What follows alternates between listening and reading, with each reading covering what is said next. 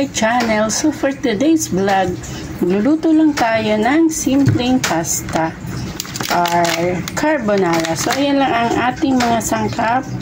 Ayan lang guys. So hindi pa pala ako naglagay dyan ng paminta at ang ating sibuyas. So ayan, prepare ko muna yan guys at samahan nyo ako hanggang dulo. At ayan, naglagay muna tayo dyan ng asin at ang canola oil. So, takpan muna natin, pakuluin natin siya guys. Kumukulo na, ilagay na natin ang ating spaghetti pasta. So, carbonara ang gagawin natin guys. Ayan, at pakuluan lang natin siya ng 9 minutes. So, orasan natin siya guys. Guys, after 9 minutes, yan, i-drain na natin siya at magre-ready na tayo sa ating panggisa ng ating mga sangkap pang carbonara. Maggisa na tayo gamit ang ating Doña Elena olive oil. Ayan, baka naman po ang ating white onion. So ayan, mekos. Lalagay na rin natin dyan maya-maya ang ating bawang. Ilagay na natin ang ating bawang. Yan, mekos lang. Ayan guys, so sibuyas at bawang lang guys, napakabango na. Ang gamit kasi natin dyan ay Doña Elena olive oil, baka naman extra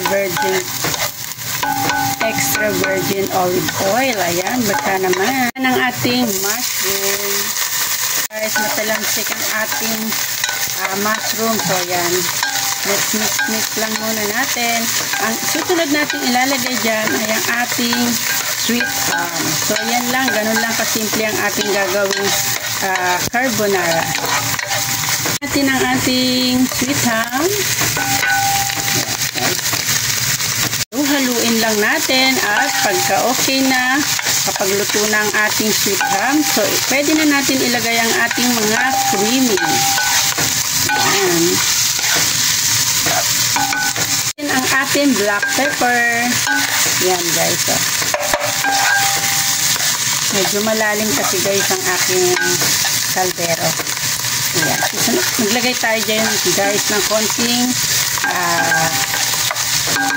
iodized salt. Lagay na tayo ng Italiano na ano ba to? Salt. Ayan dyan. So, mix natin para tumalag yung lasa dun sa ating sweet ham. Masamahin na natin ang ating cream of mushroom Campbell. Sunod na natin dyan ang ating mga creamy gaya ng alpine. Ganyan lang kasimple guys ang gumawa ng creamy carbonara. Ang ating angel creamer, baka naman. Yan, ganun lang kadali guys. At pag kumulo yan ay okay na.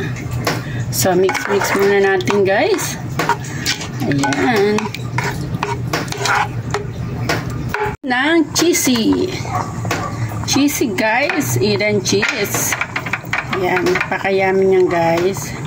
Ayan, medyo luto ng ating sauce. So, pwede na natin ilagay ang ating pasta.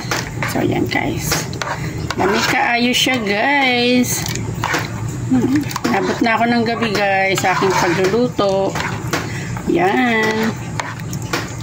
Ready na natin ang ating pasta. So, ayan guys. I-mix lang natin to at ready to eat na guys ang ating creamy carbonara. So, ayan guys. Kung bago ka pa lang po sa aking channel, don't forget to like, share, and subscribe. At comment po kayo kung saan nakaabot ang aking munting video.